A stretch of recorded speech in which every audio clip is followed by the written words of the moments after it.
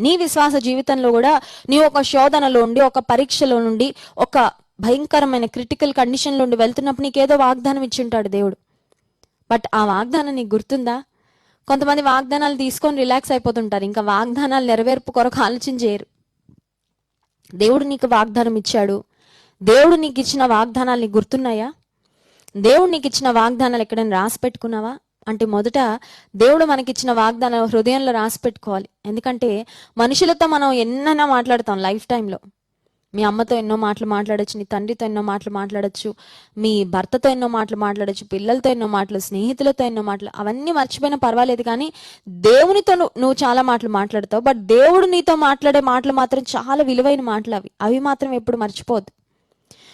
You may forget the thousands and lakhs of conversations you had throughout your lifetime. నీ జీవిత కాలంలో కొన్ని లక్షల సంభాషణలు మనం చేస్తాం.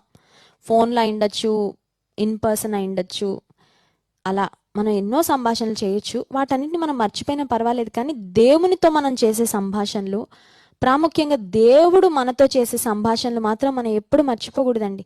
ఎందుకంటే దేవుని వాక్యం సెలవిస్తుంది, భూమి ఆకాశములు గతించిపోతాయేమో కానీ దేవుని మాటలు గతించవంట. ఆయన ఏదైనా మాట ఇచ్చాడంటే, ఆయన ఏదైనా వాగ్దానం చేశాడంటే, ఆ వాగ్దానం నువ్వు మర్చిపోయినా ఆయన మర్చిపోడు. ఖచ్చితంగా ఆయన వాగ్దానాన్ని నెరవేర్చే గొప్ప దేవుడు. అట్టి గొప్ప దేవుడిని నీవు నేను కలిగి ఉన్నాం.